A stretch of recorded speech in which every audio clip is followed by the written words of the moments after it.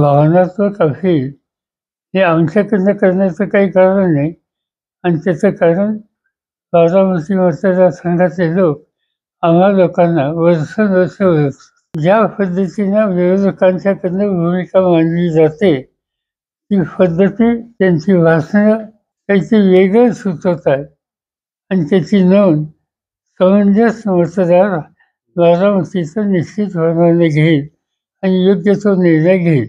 आणि सरळ गोष्ट आहे, आज भाजपचं बहुमत देशाच्या पार्लमेंटमध्ये आहे.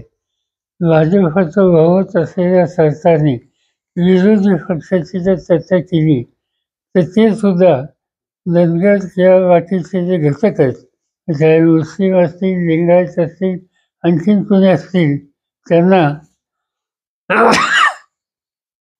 जर आरक्षण देण्याच्या संबंधीचा प्रस्ताव आणत असतील तर त्यांचं अपोजिशनचं सुद्धा साथ आणि सहकार्य मिळायची शक्यता आहे. असं असताना एक वेगळी भूमिका कोर्टामध्ये मांडणं जेणेकरून या घटकांना आरक्षण देण्याच्या संबंधीची खबरदारी भाजप सरकारने घ्यायची आवश्यकता होती, ती न घेतल्यामुळं हा निकाल लागलेला आहे आणि या वर्गाला एक प्रकारचं त्यांच्यावर अन्याय झालेला आहे. साहेब, सध्या लोकसभा निवडणुकांची तयारी जी आहे ती प्रत्येक पक्षाकडून केली जाते. विशेषतः आता संपूर्ण देशाचं लक्ष बारामतीकडे लागलेलं आहे किंवा या मतदारसंघाची चर्चा होते मोठ्या प्रमाणावरती. उपमुख्यमंत्री काल बारामतीमध्ये होते. ते बारामतीकरांना असं आवाहन करताय की आता बारामतीकरांची खरी कसोटी आहे, भावनिकतेच्या मुद्द्याच्या पाठीमागे जायचं की विकासाच्या पाठीमागे उभं राहायचं हे बारामतीकरांनी ठरवायचंय. जर माझ्या विचाराचा खासदार निवडून दिला नाही तर मी विधानसभेला उभं राहणार नाही असं उपमुख्यमंत्री सातत्याने सांगतात.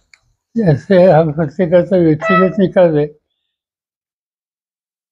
भावनात्मक अपील हे आमच्याकडनं करण्याचं काही कारण नाही आणि त्याचं कारण बारामती मतदारसंघातले लोक आम्हा लोकांना वर्षानुवर्ष ओळखतात.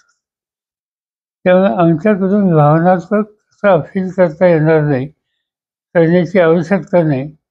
पण ज्या पद्धतीनं विरोधकांच्याकडनं भूमिका मांडली जाते ती पद्धती त्यांची भाषणं ही काहीतरी वेगळं सुचवतात आणि त्याची नोंद समंजस मतदार बारामतीचं निश्चितपणाने घेईल आणि योग्य तो निर्णय घेईल.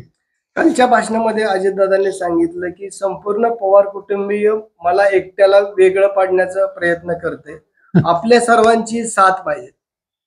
असं आहे की उमेदवार कोणी असेल, निवडणुकीत स्वतः मतदारांची साथ मागण्याचा अधिकार आहे आणि त्या दृष्टीने त्यांनी काही केलं असेल तर केलं असेल.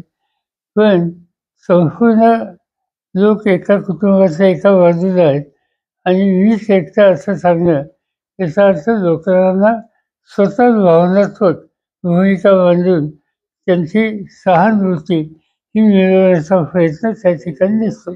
एका बाजूला अजित पवार गटाकडून जे जर काही कार्यकर्ते शरद पवार गटाकडे येत असतील तर त्यांना धमकवल्याचा देखील प्रकार चाललेला आहे. असं ऐकलं मी, अनेक कार्यकर्त्यांनी सांगितलं की आम्हाला टेलिफोन येतात, आम्हाला बोललं जातं, आम्हाला दमदाटी दिली जाते, तुला या फाजा मी बसवलं सांगितलं जातं वगैरे वगैरे अनेकांच्याकडून. ठीक आहे, आता हे होत आहे. या सगळ्या गोष्टी कधी बारामती मतदारसंघात नव्हत्या तर पहिल्यांदाच यावेळेस पाहायला मिळतं. बारामतीकरांना अपेक्षा आहे ती आपल्या सभेची. आपली सभा कधी होणार आहे बारामती? बघूया, अजून काही तारीख ठरली नाही. अवकाश